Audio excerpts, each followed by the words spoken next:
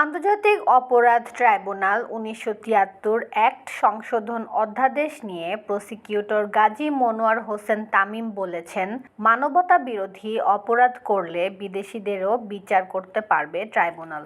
২৫ November সোমবার আন্তর্জাতিক অপরাধ ট্রাইব্যুনালে আন্তর্জাতিক অপরাধ ট্রাইব্যুনাল ১৯৭৩ অ্যাক্ট সংশোধন অধ্যাদেশ নিয়ে আয়োজিত সংবাদ সম্মেলনে তিনি একথা বলেন। প্রসিকিউটর গাজী মনোয়ার হোসেন তামিম বলেন, এই সংশোধনীতে আন্তর্জাতিক আইনের সঙ্গে সামঞ্জস্য রেখে এখানে সকল প্রকার বিষয়গুলো আন্তর্জাতিক মানের করা হয়েছে।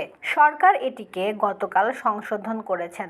এই আইনে আন্তর্জাতিকভাবে যেসব গোল প্রশ্ন তোলা হতো সেসব বিষয়ই মিট আপ করে এই সংশোধন করা হয়েছে।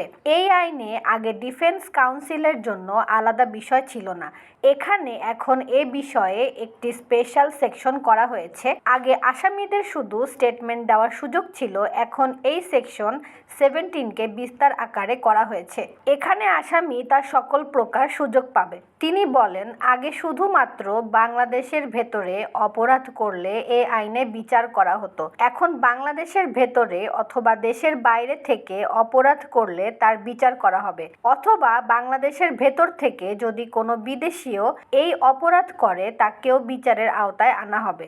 আগে বিভিন্ন কিছু মিলিয়ে গুমের সংজ্ঞায়িত করা হতো, এখন আন্তর্জাতিক মানদণ্ড অনুযায়ী ফোর্সফুল ডিসঅ্যাপিয়ারেন্স বিষয়টি যুক্ত করা হয়েছে।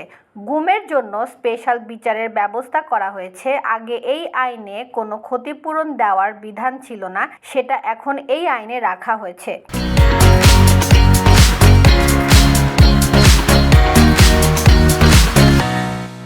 তিনি আরও বলেন, এই ট্রাইব্যুনালের অধীনে অন্তর্বর্তী কোনো আদেশ যেটা কন্টেম্পট টু কোর্ট ছিল সেটার এগেইনস্টে আপিল ডিভিশনে আপিল করতে পারবে যে কোনো ক্ষতিগ্রস্ত ব্যক্তি।